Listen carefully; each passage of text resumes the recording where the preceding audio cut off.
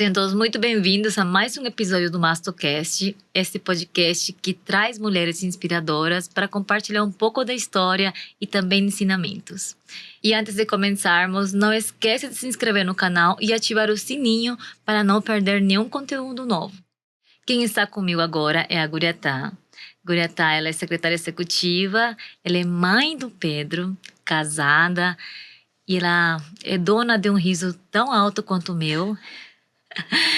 E uma mulher, claro, muito resiliente. Eu conheço ela há algum tempo também. E do pouco que eu conheço, eu gosto muito da risa dela. E a Guriatá está aqui hoje para nos ensinar e também para contar um pouco da jornada dela. Ela teve um câncer de mama com 39 anos, né, Guriatá? Sim. Não foi um diagnóstico fácil, foi Não. ainda um câncer bilateral. Foi bilateral. E Guriatá, te agradeço por você estar aqui hoje, para você compartilhar um pouquinho da sua história e também para nos ensinar um pouco de tudo que você já sabe, né? Que apesar de ser um diagnóstico difícil, de ser um grande desafio na sua vida e na sua família, eu acho que sempre isso traz alguns ensinamentos, né? E não tem nada melhor do que aprender com alguém que já passou por algumas situações. Então, muito obrigada por você estar aqui hoje. E eu gostaria que você desse algumas palavras também, de você se apresentando, talvez falando um pouquinho da Guriatá, de quem é a Guriatá hoje. Eu agradeço esse espaço, né? Eu sempre falo assim que desde o momento do diagnóstico, eu sempre falei muito abertamente de tudo que eu estava passando, né? De tudo que me trazia um certo sofrimento, de tudo que me trazia grandes alegrias, porque eu queria ser exemplo, não que eu seja um grande exemplo, mas eu queria que outras pessoas vissem que era possível passar por tudo aquilo. Uhum. Né? Por mais difícil que aquilo tudo representou para mim. Mas a Guriatã, antes do diagnóstico, eu acho que tinha aquela questão de ter controle de tudo, né? De ser uma fortaleza, de levar muitas coisas a ferro e fogo, né? E o diagnóstico veio para me mostrar que não é bem assim, né? Que a gente não tem controle de absolutamente nada, que a vida é assim, um dia você tá bem, no outro dia pode estar tudo de ponta cabeça, mas você tem que seguir, né? Encontrar a melhor forma e seguir em frente. Uhum. E quando você tinha 39 anos, Guriatá, já iniciando nessa história, nessa jornada, como foi para você receber esse diagnóstico? Como foi que você descobriu se houve algum sintoma em relação ao que você sentia na mama? Você já fazia o check-up? Eu fazia o check-up, né? Na minha família tem o histórico, né, muito forte de câncer, né? Minha mãe teve câncer de ovário há mais ou menos uns 12 anos. A minha tia, irmã da minha mãe, teve o câncer de mama. A minha prima teve o câncer de mama, né? E a gente não sabe se está relacionado ou não. Eu tive um irmão que faleceu de leucemia. Uhum. E a minha prima, quando, né, antes de ter o câncer de mama, já tinha feito o teste genético, tinha alertado a família sobre a questão do BRCA1. Só que foi na pandemia. Mas mesmo na pandemia, eu fazia o meu acompanhamento anual. Porque até então eu não sabia se eu tinha mutação ou não. Uhum. Mas eu desconfiava por conta da minha mãe também, né? Sim. E em 2021, no final de 2021, eu tinha feito meus exames. Até tive que fazer uma biópsia, porque apareceu um nódulo, mas a gente viu que era um nódulo benigno. Tudo certo. Falei assim, deixa eu acalmar mais, estava terminando a pandemia, aquela questão, né? Porque era muito difícil ir aos hospitais, todo mundo com muito medo ainda, não tinha a vacinação tão ampla, tal. Falei assim, bom, quando terminar tudo, estiver calminho, eu vou atrás do médico, vou procurar o médico que atende a Flávia e vou fazer esse tal do painel genético para eu saber se, né, tem algum risco aqui ou não. Então, assim, do meu último exame, que foi no final de 2021, esperei 2022. E nesse meio tempo, eu tirei o meu DIU, então eu tive uma questão hormonal, assim, bem acentuada. E eu comecei a sentir um caroço no meu seio. Só que aquele caroço não me despertou grandes coisas, porque eu sempre tive uma glândula mais saltada no seio. E eu relacionei a retirada do DIU, a questão hormonal, com o crescimento, assim, o crescimento, né, desse caroço. Falei assim, deve ser o DIU, né? Sempre tive essa bolinha e tal. Enfim. Só que eu não sei, né? Eu acho que é aquela questão de ser sentido tal. Então, antes de completar um ano de um exame para o outro, eu falei assim, não, eu preciso ir no médico, preciso ver tal. Então, antes de completar um ano, eu procurei o médico e querendo fazer esse teste genético, procurei para isso. E ele, né, fez toda a consulta comigo, tal. Aí chegou aquela hora de examinar, ele falou assim, esse caroço. Eu falei assim, eu expliquei para ele do DIU, da retirada do DIU, que eu sempre tive a glândula mais saltada, tal. Mas ele já ficou com uma pulga atrás da orelha, aí começou a palpar o outro seio também, tal. E eu tinha uma íngua embaixo do braço. Pra mim era uma íngua, né, assim. Pra mim tava tudo normal. Mas ele ficou com bastante atenção, né? Prestou bastante atenção naquilo, assim, bastante preocupação. Falou assim, olha, eu quero os exames, né? Vamos fazer uma ressonância para ver o que é esse caroço, tal. E eu falei assim, mas e o teste genético? Eu quero o teste genético. Ele, não, o teste genético a gente faz depois desse exame. Esse exame você precisa fazer. Aí eu falei assim, mas como assim? Você tá desconfiado de alguma coisa? Não, vamos fazer o exame. Aí, tá, saí com o papel do exame. Falei assim, nossa, estranho. Assim, eu acho que a ficha não cai, né? Aí eu fiz o exame e fiz o exame assim, tranquila. Não me passava na cabeça assim que eu estaria doente. Mas passou uns dias, eu acho que o hospital entra em contato com o médico, né? E eu lembro até hoje, eu tava trabalhando e ele me ligou. Ele falou bem assim, eu lembro assim muito claramente, falou assim, Guriatã, essa conversa eu queria ter pessoalmente com você. Mas diante da gravidade do seu caso, eu preciso que você corra e faça a biópsia. Aí eu falei assim, como assim? Aí ele falou assim, olha, apareceu 2 nódulos muito suspeitos, um em cada seio. E também apareceu algumas coisas na sua axila. Aí, assim, eu já me senti perdida. Falei assim, meu Deus, como assim? Os 2 seios, axila, né? O que tá acontecendo? Mas, enfim, ele foi muito proativo. A gente conseguiu a biópsia pro dia seguinte. Fui fazer a biópsia, mas aí eu já caí num buraco de muito medo, porque eu fiquei apavorada. Fazia menos de 4 anos que eu tinha perdido meu irmão, né? E, assim, os diagnósticos que teve na família. Então, aquilo ali me assustou de verdade, bastante.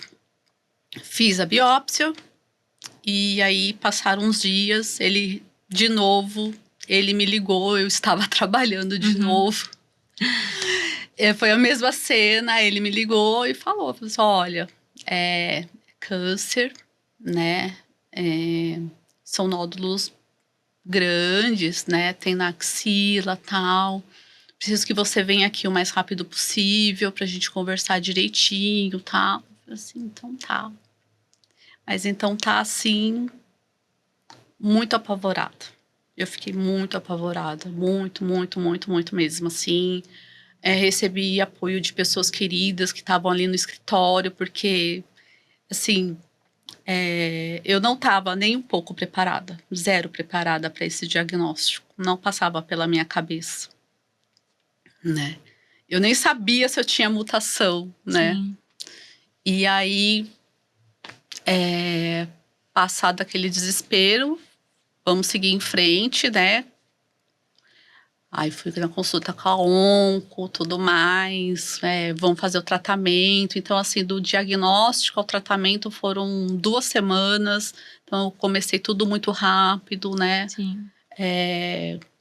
Também fiz aquele do estadiamento, PET scan, Uhum. porque tinha um risco muito, muito iminente, né? De ter Em outras partes do em corpo. outras partes do corpo, né? Dado o tamanho dos tumores e os linfonodos que estavam nas minhas axilas, né? Então aquilo ali também era um medo muito grande para mim. Eu falei assim, meu Deus, assim, pode estar espalhado, né? Uhum. E quando veio o negativo, tem passagens da nossa história que fica muito marcado na gente, né? Eu acho que eu até te contei. Uhum.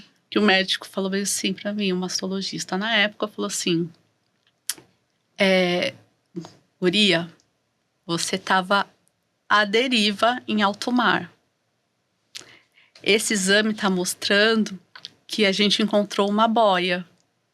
Então, agarra ela e nada. E foi isso que eu fiz. Não foi fácil, porque foi um tratamento muito agressivo, né?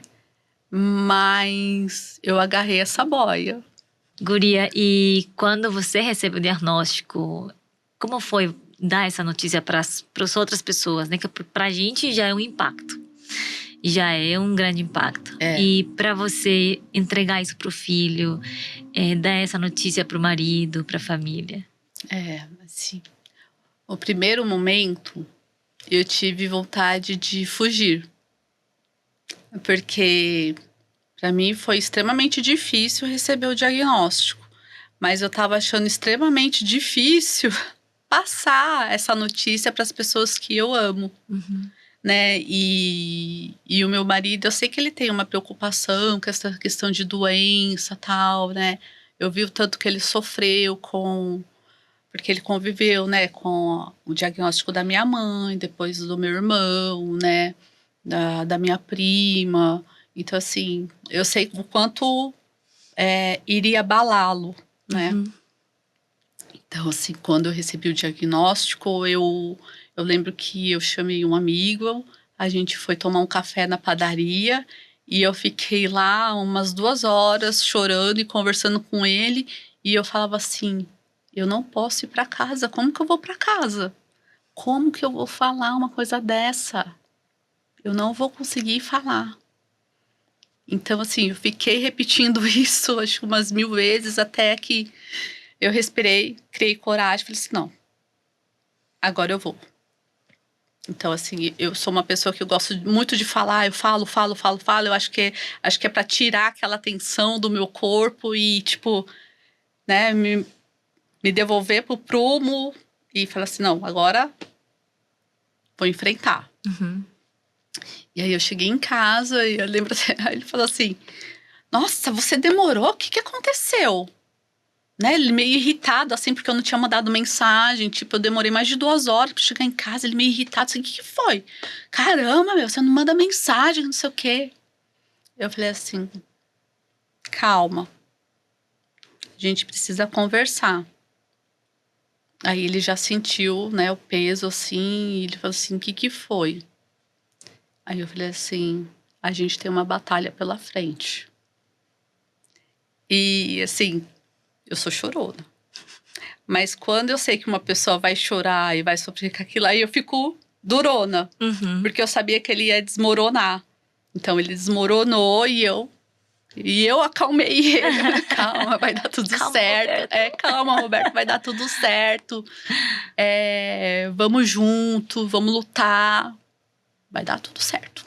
Vamos ter fé. né? E também, assim, no momento que eu cheguei em casa, me deparei com meu filho, que foi a fonte da minha força, foi a minha maior fraqueza e a minha maior força, né? A minha fraqueza porque eu lidei com o medo não só por mim, foi por ele também, né? Então, assim, assim, meu Deus, como vai ser? E ele, se aconteceu pior, e aquele monte de coisa que passa na cabeça. Mas, por outro lado, eu falo assim, não, eu tenho que lutar por ele, sabe? Por mim, né? Lógico, e por ele. É por ele que eu vou vencer isso, né? E assim foi. Eu acho que quando a gente recebe esse diagnóstico, aflora vários medos, né? Sim. Você já tinha a história da família, tinha sua prima recentemente tinha recebido também um diagnóstico. E pro Roberto, você falou que ele chorou muito. Não que eu ache errado chorar, todo mundo chora. Se não conseguir chorar, tem alguma coisa errada, né? Mas o choro é uma forma da gente também aflorar nossos sentimentos, né? Sim. Agora, quando o choro é muito comum, a gente precisa tratar. Sim. Né? Tem coisas que a gente precisa controlar. Sim, eu sofri muito fisicamente, porque o meu processo foi bem difícil, né? Por conta de cirurgias, teve complicações. Eu fiz uma cirurgia muito grande após a quimioterapia. Fazia um mês que eu tinha acabado a quimioterapia e eu fui para cirurgia. Então, assim, eu tava mais debilitada, a recuperação mais difícil, né? Mas, assim, fora o sofrimento físico que eu tive um sofrimento muito forte mental. O meu emocional, assim, ficou muito fragilizado. Eu senti isso, sim. Eu fiquei muito depressiva, apesar de tentar não demonstrar isso, né? Mas eu fiquei muito, muito deprimida. Fiquei depressiva mesmo, assim, aquela questão de, tipo assim, tava tudo dando certo, né? Assim, tudo se encaminhando bem, eu recebendo os melhores tratamentos, né? Tendo o apoio da família, dos amigos, né? Mas eu vivia num buraco escuro, sim. Eu fiquei muito, muito perdida. Você teve suporte? Eu tive suporte, eu fazia terapia, né? Mas mesmo assim, eu olhando lá para trás, eu acho que era a casa até de ir pro psiquiatra, sabe? Sim. Porque realmente tinha época assim que eu olhava assim e falei assim, e agora? Quem sou eu? O que eu faço? Sabe? Assim, é até difícil de explicar, porque são sentimentos, né? Assim, às vezes sentimentos não se explicam, né? Se sente. Então, assim, era a forma que eu tava me sentindo. Mas, por outro lado, assim, eu lutava muito pra transparecer outra coisa, né? Pra seguir adiante da melhor forma possível. Foi uma luta interna muito, muito puxada pra mim. Isso foi logo depois do diagnóstico, né? Quando você iniciou a quimioterapia. Foi assim, eu não sei também se teve alguma coisa, porque é muita química que você recebe, né? Sim. Assim, eu acho que de alguma forma, assim, deve afetar também, sabe? Assim, sim. eu acho que além da notícia em si, da doença em si, o tanto de medicação que você recebe e tal, eu acho que deve afetar, né, as suas emoções, né, os seus sentimentos, né, é uma caixinha de surpresa. Eu acho que a gente abre uma caixa de Pandora, no Sim. caso, né? Porque você tem um diagnóstico que está ameaçando a vida. Sim. A gente tem... Ninguém pensa na morte quando a gente é jovem, né? Com 31, com 39. Você não fica pensando que um dia a gente vai morrer. Esse pensamento, talvez, da finitude vem em outro momento, né? E você cai em conta de que você é tão vulnerável quanto qualquer outra pessoa. Sim. Quanto qualquer outro. A gente não tem controle de nada. Vem um diagnóstico de câncer. A gente fica pensando no futuro da família. Que às vezes a gente fica pensando mais nos outros do que vai ser da gente, né? E ainda mais no teu caso, que tinha o Pedro. Sim. Né? Pra cuidar. Apesar de ter, claro, o Roberto para dar o suporte, mas um filho é um filho. Sim. Então, eu acho que isso associado às terapias que vêm, claro, que são essenciais para sua cura. Quimioterapia é um tratamento extremamente tóxico, seja ela um pouquinho menos tóxica, porque tem vários tipos de quimioterapias. Cada caso vai ter um tratamento diferente, mas todas elas têm efeitos colaterais. Todas, né? E o impacto emocional que isso vem junto pode desencadear alguns gatilhos, né? Se não teve uma crise depressiva antes, pode ser que tenha. Pode acontecer, mas isso tem que ser também acompanhado, como você disse, né? Às vezes precisava de um acompanhamento mais especializado na época, né? Para tentar amenizar esses efeitos também, os emocionais, né? Porque psicoterapia é essencial, o que você fez. Mas às vezes não é suficiente. Às vezes tem que usar outras ferramentas ou medicações para controlar, né? Porque não é só medicação que a gente faz para controle emocional, são outras ferramentas, né? E você teve algum outro efeito colateral em relação, por exemplo, ao paladar? Como você lidou com a queda do cabelo? Como foi essa fase de receber a medicação e as frequências de ir para o hospital? Eu senti diferença no meu paladar. Eu lembro que eu fiquei com várias feridas no nariz também, então afetou um pouco o meu As olfato, mucosas, né, as também. mucosas, Mas por outro lado, eu acho que é para essa questão emocional que eu te falei, assim, né? Eu já era uma pessoa ansiosa, então isso ficou mais exacerbado, né? Sim. Então eu comecei a comer muito também. Por outro lado, sim, isso foi bom porque eu não fiquei subnutrida, né? Porque tem gente que sofre muito, né? Com essa questão alimentar. Desnutrição, mas eu sei que a comida naquele momento foi muito meu conforto também, né? E eu senti aquele cansaço extremo, né? Eu fazia, antes do diagnóstico, eu estava fazendo exercícios, tal. Aí com o diagnóstico, isso caiu bastante.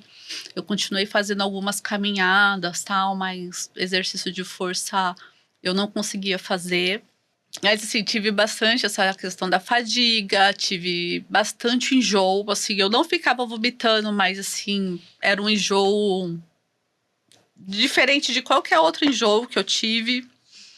E também eu sei que foi parte emocional também, porque antes de fazer a químio, quando eu chegava no hospital, eu vomitava.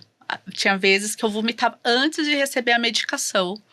E também eu fiz imunoterapia. Sim. E até para fazer efeitos, imunoterapia eu não sentia nada. Graças a Deus, assim, foi um tratamento super tranquilo para mim.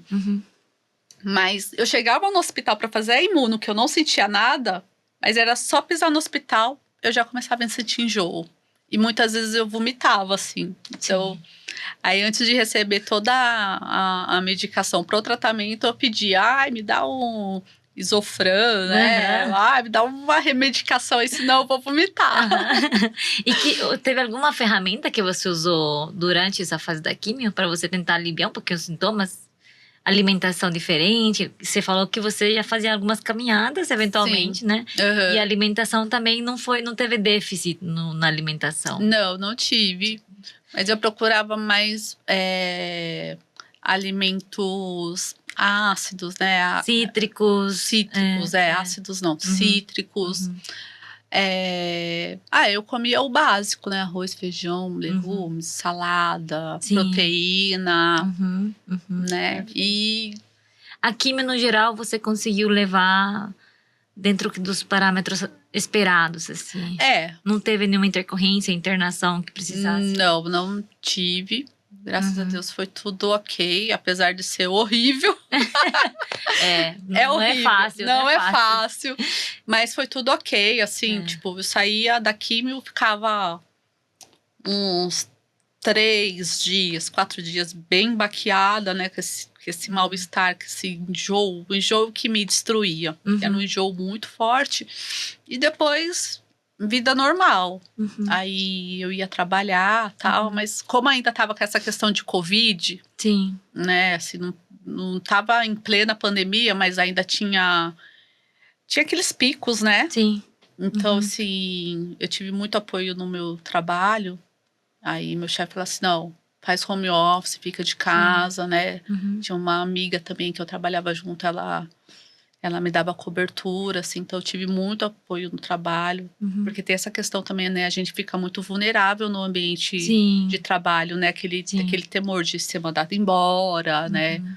Ou de, sei lá, você ser realocado em outro lugar e Uhum. tal, mas eu tive muita sorte, Uhum. tenho muita sorte, porque até hoje eu tenho, né, todo o apoio O necessário, suporte, né, todo o dele. suporte, é. Eu acho que tem algumas leis que não permitem isso acontecer durante o tratamento oncológico, mas não é raro acontecer depois, alguns Sim. anos depois, né? Que a empresa contratante possa demitir, né? Em algum momento essa pessoa apenas porque teve o diagnóstico, só que ele faz isso de uma forma mais tardia.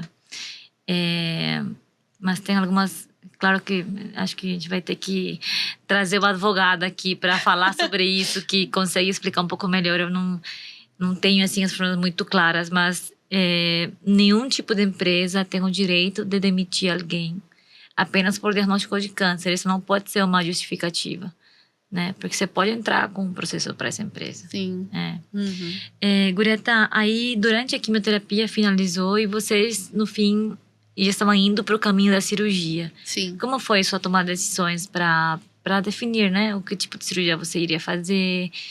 Você já sabia do painel genético? Você já tinha feito o painel Né, nesse meio período? nesse meio tempo, eu descobri que sim, eu sou BRCA1 positivo, né? Uhum.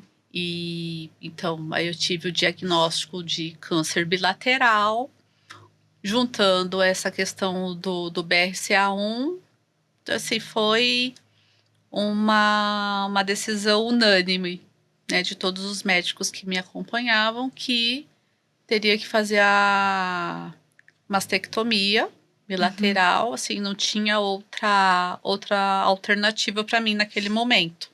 Que o melhor seria isso e eu acredito nos médicos que me acompanham e então vamos. Tem que fazer o que tem que ser feito, Exato. né? Sempre as melhores decisões, né? Se trazer mais benefício, Sim. a gente tem que sentar e conversar se é isso mesmo no teu cenário, né? No caso da Guriatá, ela tinha uma prima com câncer de mama, tinha mãe com câncer de mama, tinha outra tia com câncer de mama, e ela já tinha uma prima com um teste genético para BRCA positivo, BRCA1. Né? Então, a Guriatá também fez o painel genético, o teste genético desse gene, que também veio positivo. Então, nesses casos, quando a gente fala de mutações genéticas de alta penetrância, ou seja, que aumentam o risco para câncer de mama de forma muito elevada, entre eles tem o BRCA1, BRCA2, TP53, PALB, enfim, uma série de genes. Mas quando a gente fala sobre o BRCA1, que é esse caso específico, o BRCA ele aumenta em 60% a 80% o risco para câncer de mama nas mulheres, né? Principalmente muito comum em mulheres jovens, né? Quando a gente fala da BRCA, inclusive o subtipo mais frequente, que é o tipo mais frequente de câncer de mama, é o triplo negativo. E nesse cenário, a gente tem aquelas condutas mais proativas, né? A mastectomia não é o melhor tratamento para todas as mulheres, mas a mastectomia tem suas indicações. Mastectomia redutora de risco ou profilática como tratamento para um câncer pequeno ou mesmo que tenha sumido o tumor da mama. Para a Guriatá teria indicação, porque ela tem uma mutação genética. Se você fizer uma cirurgia conservadora, a chance da doença acontecer de novo também são acima do normal. Então, a mastectomia ainda, nessa sua idade, que você estava com 39 anos, né, na época, mesmo agora, teria indicação de mastectomia bilateral, né? Sim. Então, com certeza foi uma das melhores decisões que vocês, né, no fim, decidiram fazer. Mas não é mandatório, não é obrigatório. É o que a gente e vários guidelines sugerem em termos de preservar chegar mais na cura e evitar que a doença volte, né, na nossa mama. A gente tem que pesar outras coisas, né, na decisão. Tentar pensar no risco de acontecer, da gente perder a reconstrução. A gente tem que pensar nos riscos de outras complicações, como infecção, ou enfim, né, complicações a longo prazo, quando se associa à radioterapia, por exemplo. Aí, Gureta, você então passou pela cirurgia. Passei. E naquela época você teve alguns eventos colaterais, né? Sim. Que foram complicações Uhum. dessa cirurgia. Conta um pouco de como foi, se você estava ciente de que isso poderia acontecer e o que te surpreendeu mais nessa fase.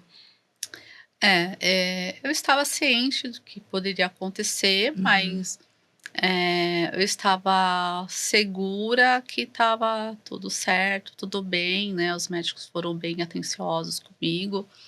Mas depois de um mês que eu fiz a mastectomia, acho que por conta da químio também, né? Fazia pouco tempo que eu tinha acabado a químio, meu corpo estava ainda, né, estava debilitado ainda, né? E a cirurgia foi grande, porque você retira a mama, mexe com a musculatura, né? Põe a prótese e tal. Então ficou muito tempo inchado, demorou um pouco para desinchar e tal, mas eu sentia que a mama esquerda estava demorando demais, até que um mês depois começou a doer, aí comecei a ter sintomas que tinha uma infecção ali. Uhum. Aí no dia do meu aniversário,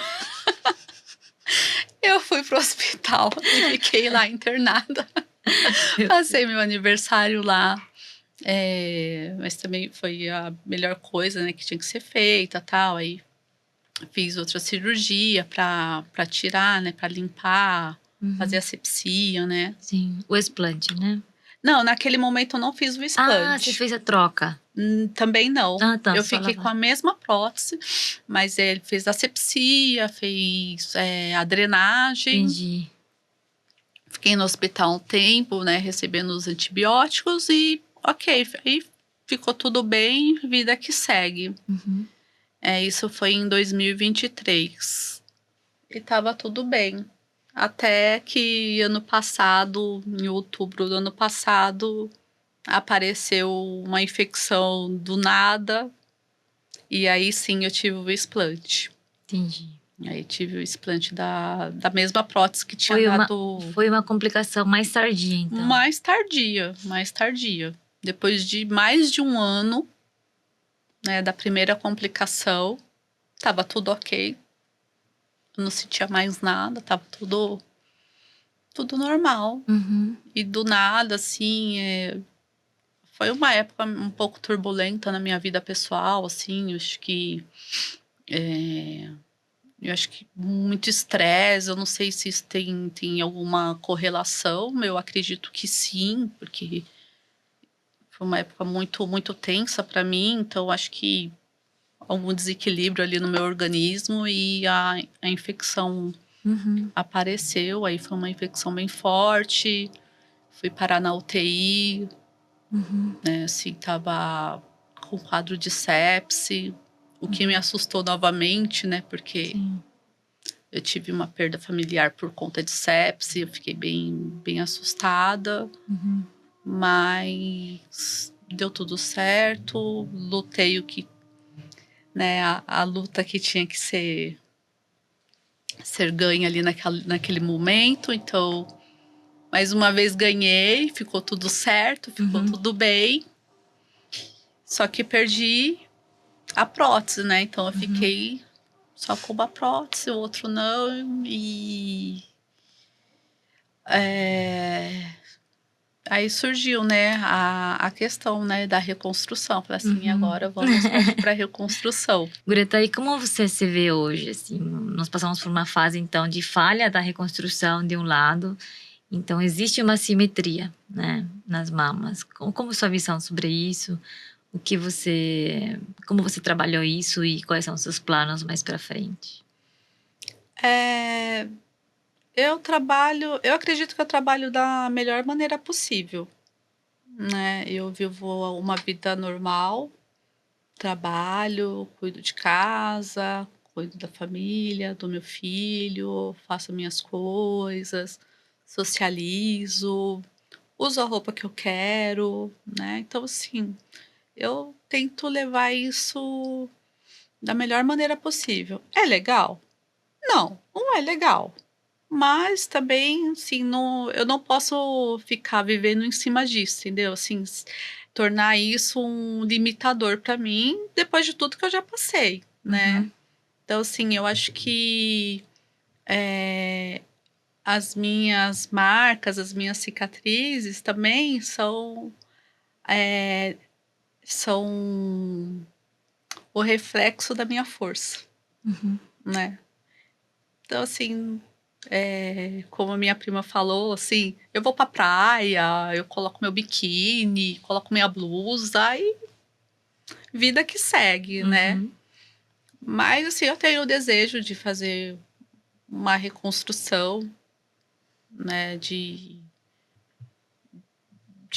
ter uma forma mais feminina, né. Sim. Assim, eu acho que é importante pra gente também, Uhum. Uhum. mas não é uma coisa que me atrapalha também, Sim. sabe, assim, Uhum. que seja um impeditivo de eu ter uma vida normal, porque Uhum. é isso que eu quero, sabe. Eu quero Sim. ter uma vida normal, quero ser feliz, quero ter uma vida produtiva, Uhum.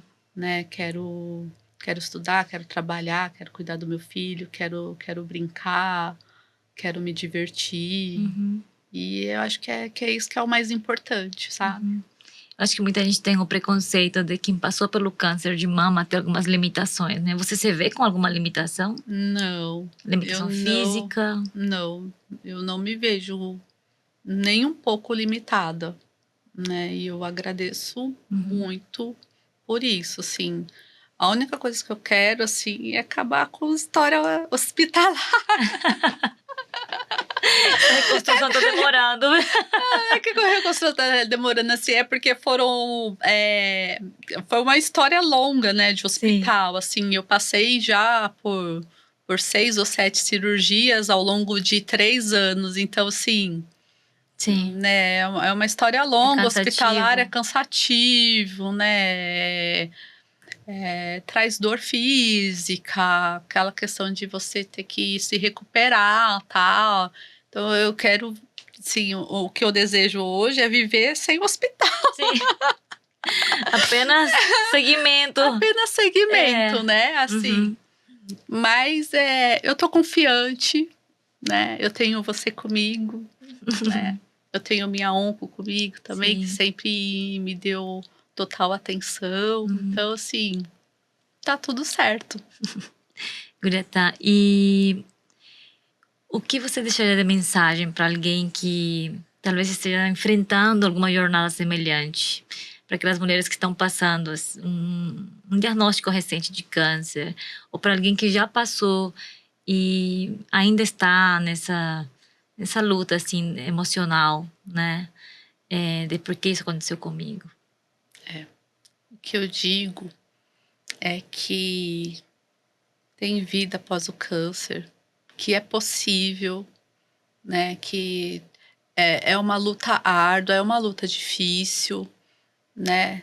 Para algumas pessoas é um eu não eu assim, a palavra leve eu acho que não cabe, porque é um tratamento agressivo, né. Uhum. Mas tem pessoas que passam por um processo menos complicado, tem pessoas que passam por processo complicado.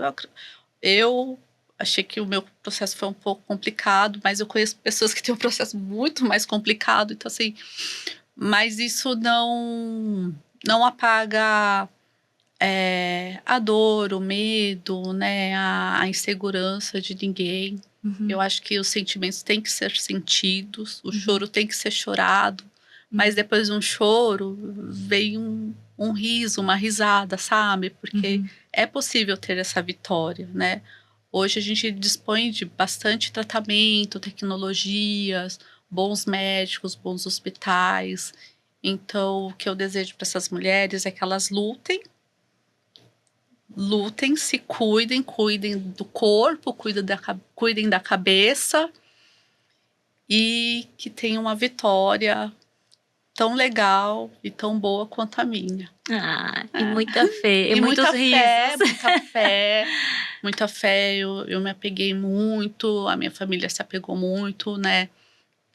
Na fé, na Nossa Senhora, Sim. né? Uhum. Eu sou devota dela. Uhum. Eu acho que a gente tem que independente de religião, mas a gente tem que ter o nosso espiritual forte, porque tem muita coisa para te enfraquecer, né? Sim. E a cabeça faz um trabalho. A cabeça, nossa, assim, se eu tenho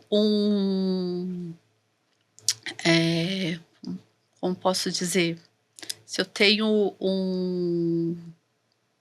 Gente, eu tô na menopausa, sou esquecida. As palavras fogem.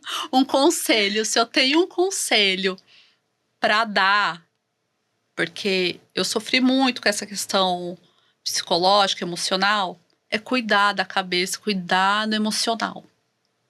Porque o seu corpo adoece, mas a sua cabeça também. Então, assim, é muito importante cuidar do emocional da cabeça, porque é uma batalha contra você mesmo. E essa batalha contra você mesmo é difícil também. Então, é bem importante estar fortalecida dessa forma. Perfeito, Guratá. E estou aqui agora com Flávia e Guratá. As duas são primas, as duas têm uma mutação genética que chama de BRCA1.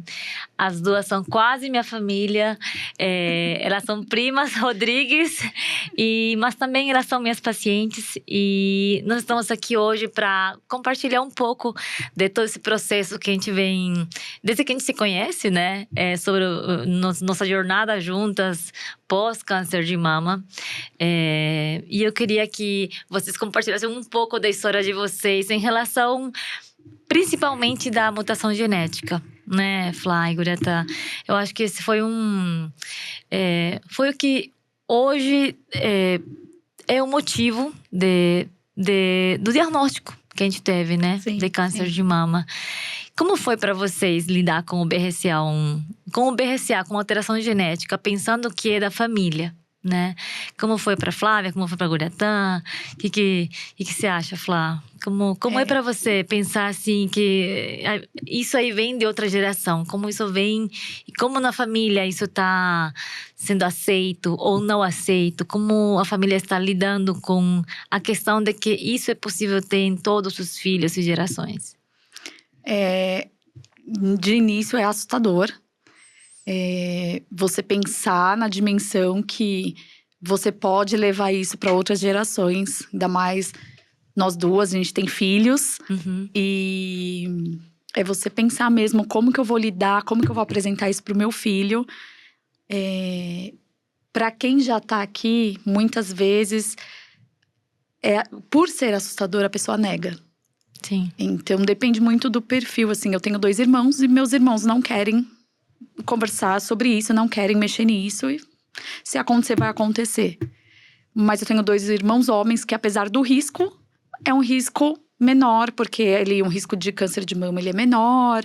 Tem ali possibilidade de câncer de próstata, mas eles não querem lidar. Então, eu descobri primeiro, e aí eu conversei com a minha prima, passei para as minhas primas, tenho bastante primas, conversei com a minha cunhada, porque eu tenho sobrinhas, e aí eu acho que eu levei a informação, e aí cada um processa a informação, e eu tô disposta ali, tô disponível se alguém quiser conversar sobre isso, para eu poder orientar um pouco do que eu sei e do que eu vivi, né, guria? Sim, Como foi para você? Para mim, eu acho que eu tive meu diagnóstico a tempo de ser curativo por conta da informação que a Flávia trouxe para a família, né, naquele período.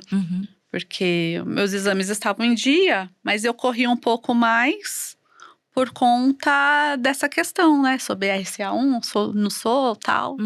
Então, eu acho que a informação é poder, né? Então, no momento que eu soube que eu era positivo, eu disseminei isso para a família, reforcei, porque a Flávia já tinha disseminado, reforcei a informação, né? Falei assim, gente, olha, é assim, né? É importante, né? Porque mesmo que a pessoa seja positiva e não Isso queira… não quer dizer que você vai ter Sim. câncer, porque você tem uma mutação genética. É Exato. uma possibilidade Aumenta as preventiva. chances. Né? Aumenta, né?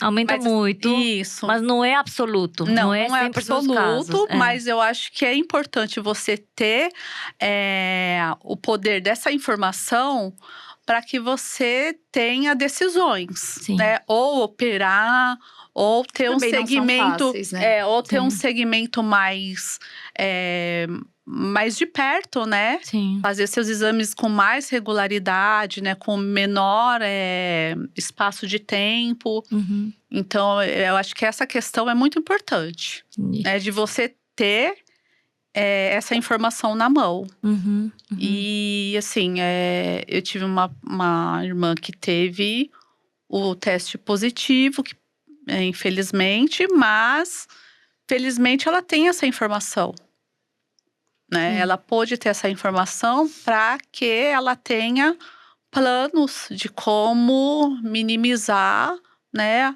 Algo que Sim, possa pode dar mudar errado, a vida, né? Pode mudar a vida, né? É. Então, você seguir de perto, eu acho que Uhum. já é um passo muito importante. Mas isso que ela falou é bem verdade, né? A gente tem… O conhecimento é poder, porque você se empodera das decisões. Sim. Seja ela não operar, porque quem tem BRCA tem aquela, né, opção. Você faz um segmento mais frequente para uma detecção precoce, ou você faz as cirurgias preventivas, mastectomias ou forectomias. Sim. Mas já saber o diagnóstico, se ele existe, o diagnóstico que eu digo, a alteração possibilidade, genética, já te empodera de alguma forma, né? Sim, Você sim. tem como tomar as providências para isso. E seus irmãos, suas irmãs, elas fizeram os testes, tem muita, né, que nem você falou, né, Flá? Seus irmãos, eles não querem fazer. E a gente tem que respeitar. A decisão é individual. Por vários motivos, eles não vão querer. Mas eu acho que tem que ficar claro que homens também podem carregar essa mutação genética. Porque o homem também carrega tanto… pode carregar alteração genética. E ele pode levar isso para os filhos também. Né? Não é apenas as mulheres que vamos desenvolver o câncer por conta do BRCA. Não é apenas mama e ovário. Hoje a síndrome é chamada mama, ovário, próstata e câncer. Porque são os 4 órgãos que aumentam muito mais o risco. Sim. Então, tanto que para BRCA, em algum momento, a gente precisa fazer também um segmento específico para pâncreas. Né? E nos homens, além do pâncreas, a próstata também é mais cedo.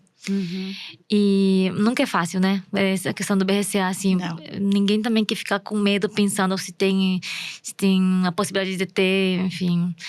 Eu acho que é extremamente difícil também decidir se fazer uma cirurgia. Com os riscos que a gente já conhece. Você lidar também com esse psicológico de que eu tenho essa possibilidade e viver com essa possibilidade também não é fácil, né? Por isso que muitas pessoas não querem saber. Não querem saber, não querem nem fazer o teste. Porque você não tem como tirar isso do sangue, né? Ele tá no nosso DNA. Sim. Então, é uma coisa que a gente nasce com ele. Só que a gente não sabe se tem, mas você já nasceu com ele.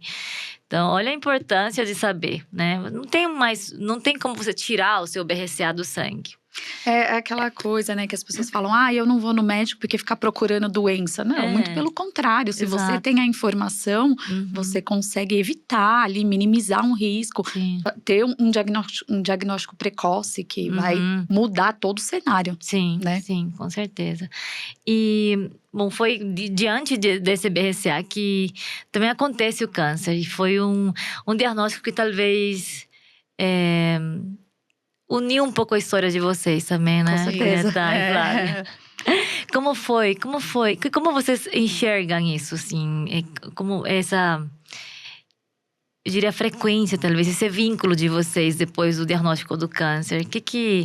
Como o laço da família hoje mudou para vocês?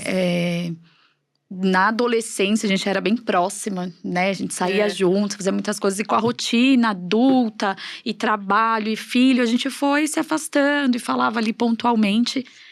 Mas com o diagnóstico, com a mutação, a gente se reaproximou. Bastante. Né? E dividiu muita história, a gente dividiu choro, a gente dividiu risada, a gente divide médicos. Né? Não, assim, tem um episódio muito marcante também para mim. Quando eu recebi o diagnóstico, uma das primeiras pessoas que eu liguei para falar foi a Flávia, né?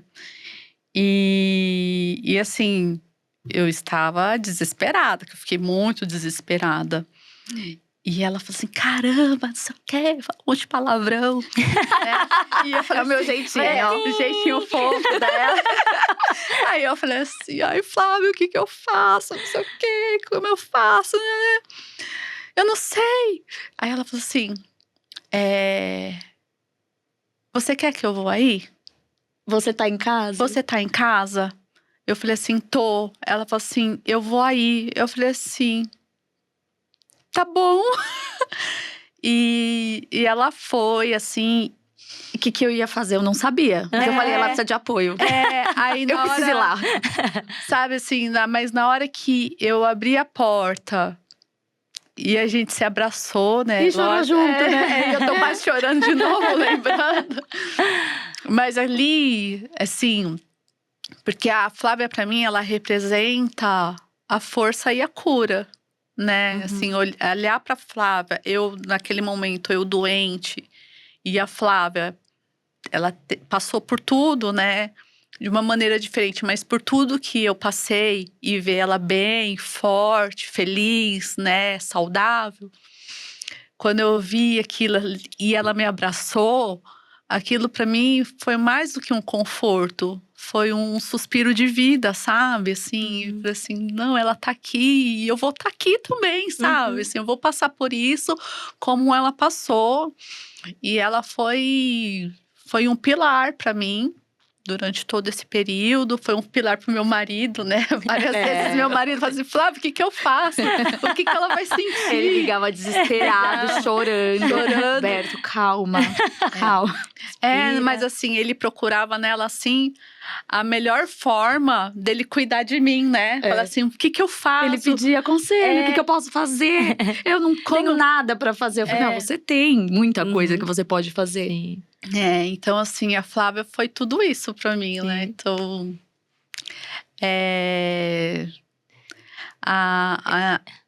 O diagnóstico aproximou mais você, muito mais. Muito mais. Não tem aquele ditado assim, tudo de ruim que acontece sempre tem um lado bom? Sim. Né? Um lado bom é que eu posso enxergar um dos lados bons, porque tiveram vários, né? Não foi só coisa ruim, mas tiveram vários, mas um do lado positivo disso foi a nossa reaproximação, né? Assim, a gente se reaproximou, nossos filhos também, né? Estão crescendo juntos. Estão crescendo juntos, né? Então, assim, a gente tem uma memória afetiva depois do diagnóstico. Depois da dor. Depois da dor. Apesar disso, né? Apesar disso, tem muita vida, tem muita alegria e tem muito amor. É isso. E agora a gente vai entrar nas perguntinhas que eu comentei antes. Vamos descrever uma outra. Vai começar a Flávia. Ai, meu Deus. Faz uma qualidade da… Não vamos falar dos defeitos. Tá. Pode falar. Não, vamos descreve a Guriatá. O que você acha? Qual você acha que é a maior qualidade dela? Da guria é a sensibilidade e a disponibilidade que ela tem para ajudar as pessoas. Eu vejo que todas as vezes eu passo de uma forma muito prática com tudo. E ela falava, por que você não me falou? Eu podia ir buscar o Antônio. Eu te ajudo, eu te levo. Eu vou com você na consulta. Você quer que eu vou? Eu vou com você. Peraí que eu vou arrumar minha agenda. Eu vou te levar no… Não, você tá no hospital? Tô indo. É assim, ela tá sempre pronta. Quando eu preciso, ela tá sempre pronta e ela dá um jeito de estar junto. E ela tem uma sensibilidade de saber o que ela pode falar e o que não é um momento de falar, que é dela. Ai, meu Deus. Eu acho a Guriatá, assim, uma pessoa muito sensível. Né? Ela é muito sensível. Sensível no sentido de ela transmitir esse carinho para as outras pessoas. A gente sente o carinho que ela sente por nós, assim, né? A gente se conhece há pouco tempo, mas Pouco tempo que eu digo não é muito tempo, né? A gente é família, mas… Mas eu sinto o carinho que ela sente, assim, por você, pela família dela. E eu sinto como ela ama o corpo dela também, né? Porque ela tá se cuidando. Ela, assim, a gente tá aqui Sim. por causa disso, né? Pra cuidado. E agora a gente tá levando cuidado pros outros com nossa informação. Sim. Guria, tá. Descreva a Flávia, sua prima. A Flávia. A Flávia, pra mim, é a praticidade em pessoa. O mundo tá desabando. Mas ela… Não, mas é simples. Calma. Vambora. Que isso? O mundo tá desabando? O que é isso? Ah, imagina. Mas isso também eu acho que é reflexo de muita força, né? Assim, ela é uma mulher forte, uma mulher guerreira, assim, e é um espelho pra mim, né? Assim, enquanto eu falo assim que eu sou a chorona, ela é a durona. Então, eu acho que meio que se completa, né? Eu acho que eu levo um pouco desse sentimento pra ela. Não, você é humana. E ela, acho que ela traz isso um pouco pra mim. Não, Uhum. Vamos lá. vamos lá, firme que vai Levanta. passar, né? Então é um complemento, assim, eu acho Sim. que é uma junção perfeita. Eu falo Sim. assim, a gente podia fazer uma mutação, né? Uma mutação nova. Uma mutação nova, sabe? Fundir ali, que aí ia ter o perfeito, sabe? Ele ia ser O emocional com o racional junto. Isso, ia ser assim, totalmente equilibrado. Mas é isso, pra mim, ela… Além de prima, né, assim, é uma grande amiga, assim, eu sei que a gente tem uma outra, e isso é muito importante. Flávia é uma grande fortaleza, né?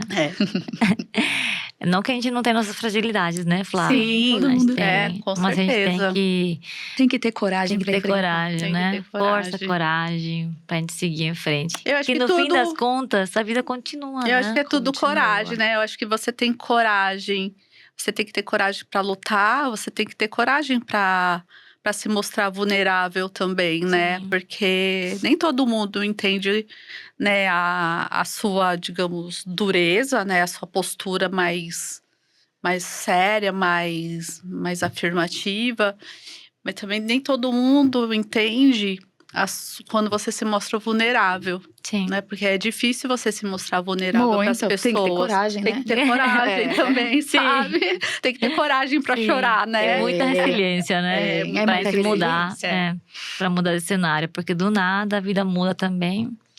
Do jeito que a gente nem espera. Sim. E a gente vai É, aprendendo, né? No percurso. Sim. A vida tá acontecendo. Tá Tá acontecendo. acontecendo. Então, vamos deixar uma mensagem, meninas. Bora. 3, 2…